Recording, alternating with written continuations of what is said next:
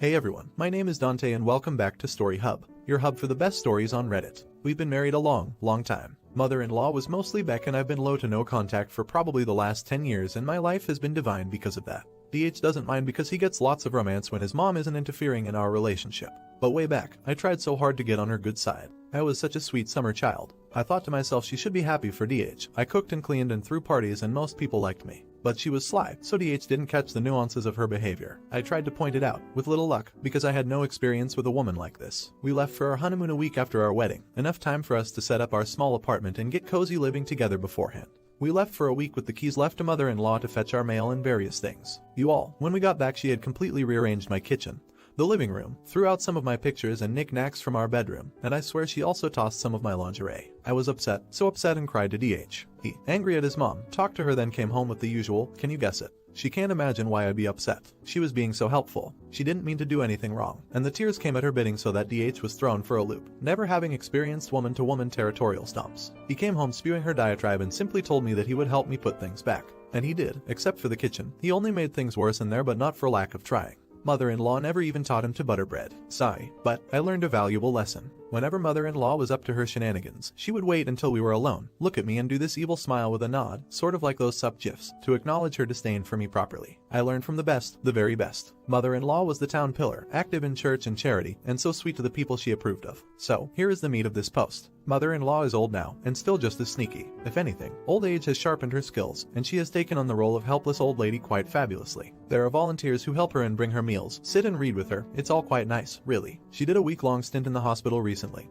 and DH got the key to her house to retrieve her mail, etc. etc. Well, I made a copy of said key, without DH knowing, of course, because I had a plan. During that week, I took some time off work. I was so sick, don't you know, and let myself into her house to rearrange, clean her kitchen. I also threw away some broken porcelain and other items. They weren't necessary, took pictures off the walls and put them in the closet. Then I rearranged the linen closet, the coat closet, mother-in-law's closet and her bathrooms. Both of them. I left the living room mostly alone, sadly, but I didn't want DH to catch on. See. Then, on the day DH was supposed to pick her up from the hospital and bring her home, I offered to help DH clean her house for her homecoming. He was mildly surprised at my offer, but I said I've decided to let bygones be bygones. I will help, then get out of the way so DH could help mother-in-law get settled in. She can mostly live by herself, with a little help every day from a CNA and husband to check in on her. So we cleaned, mopped, and vacuumed. Got everything sparkly and clean. I went with DH to fetch his mom and sat in the back seat. When we arrived, mother-in-law immediately noticed things were askew but she couldn't tell what it was yet. Then she noticed the missing pictures. Mill, what did you do with my pictures? DH and me, what do you mean? Mill, you stole my pictures. Me, oh my, no mother-in-law, I helped DH clean and that's all. DH confirmed that is all I did. I asked if she'd like some tea, and she yelled at me to stay out of her kitchen. She went in herself and screamed what had we done. I looked at DH all puzzled and DH repeated that he and I only cleaned the counters and dishes, and mopped. Mother-in-law was livid, so I told DH that my presence must be upsetting to her so maybe I should leave. DH, confused because he had no idea why his mom was acting so outwardly hostile to me, agreed. So I cheerfully told mother-in-law that I'd be on my way and DH could call me when he's ready to be picked up. That's all DH heard. He didn't see me smile at mother-in-law because he was facing my back. And I nodded at her with her very own signature nod. She was livid. DH told me on the way home, when I went to pick him up a few hours later, that she had accused me of all sorts of things, and that's when I said the poor dear's mind must be going.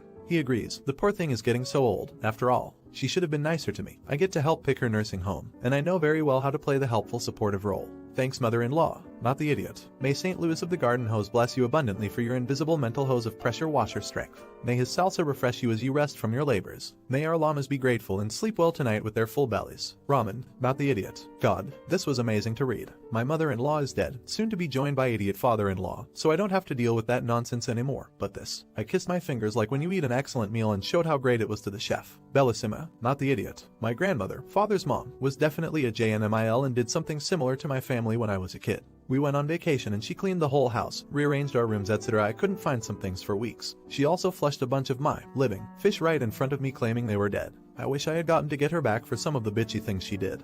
But not seeing her grandchildren for 10 years probably did hurt at least a little bit. Now for the next story. I am a 29 years old gay man in a Muslim country. I met my BF during my senior year of college. He helped me a lot to come out to my close friends, to accept being gay. I got through a couple of depression thanks to him. The guilt that I had because of being gay is thanks to his advice and compassion. This year, I have been finding him physically less attractive. I stopped watching porn since I thought it had an effect. I tried to convince myself about the value of the relationship and can overcome this phase. Ending a relationship over lack of physical attraction seemed so superficial and I blamed myself for thinking about it. especially considering the support my boyfriend gave to me all these years. Once I told him I desire other guys and he told me everybody does, it is a part of being in a relationship. He got some sex clothes but I was uncomfortable wearing them. I could see that he was working on the issue too. Finally, I started this bad habit of chatting guys on dating apps and exchanging photos etc. a couple of months ago. I was always sure that I would never actually meet someone in person. I never did. However, last night, he caught me on the app and broke up with me. I did the same thing 3 years ago and he forgave me back then. He is not forgiving now since it is a recurring thing I do now. I cannot blame him.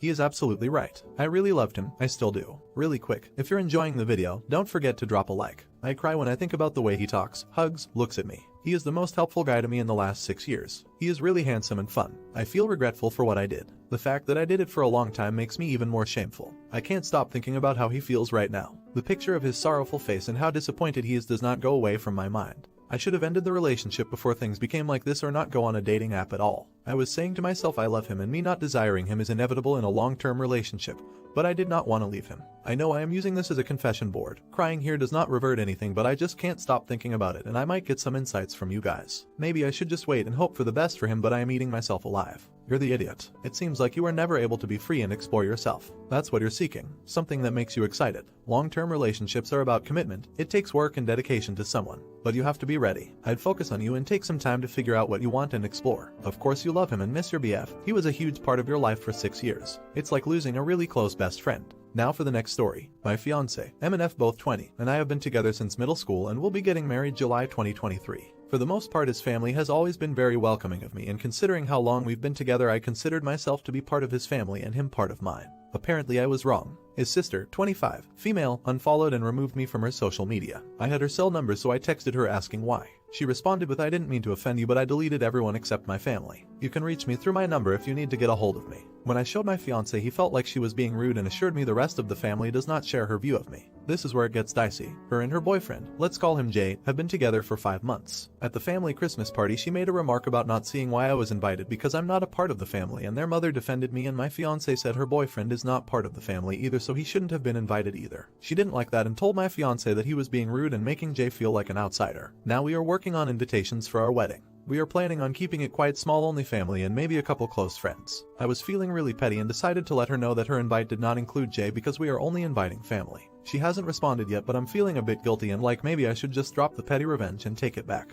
All of his 4 siblings except her are single and so are all of my 3 siblings. So plus ones weren't even something we had to think about until she started being a shithead. Since she herself said that we aren't family I didn't think she should be invited at all. But alas my fiance brought me to my senses and made me realize there's no reason to be that petty. But since according to her I'm not family after 7 years then what on earth makes her think her boyfriend is family after less than a year? Additional info. Future mother-in-law and father-in-law both stuck up for me on Christmas and told her there's no reason for her to act like I'm not part of the family after all this time. My parents think I'm being petty, but that she deserves it. My mother said something along the lines of it's so bad, but it's so good. Fiance says not inviting her is too far, I agree, but that there's no reason for Jay to be invited anyway. We don't know him and nobody else is bringing a +1 so why should she? Not the idiot. I know this is petty revenge but personally, I'd do the age-old kill them with kindness because your in-laws will continue to have your back as long as you remain diligent and respectful. She's showing her true colors and only making a rod for her own back so I would just let her continue and watch the shit show implode with some snacks. Not the idiot. Don't take the role of being a piece of shot away from her, be the bigger person. If for no other reason then she can't accuse you of being anything else. Then if she doesn't come, she really looks like an idiot. And if she does, it looks like you cut her a break when you didn't have to. Thank you for watching and if you enjoyed, don't forget to like and subscribe.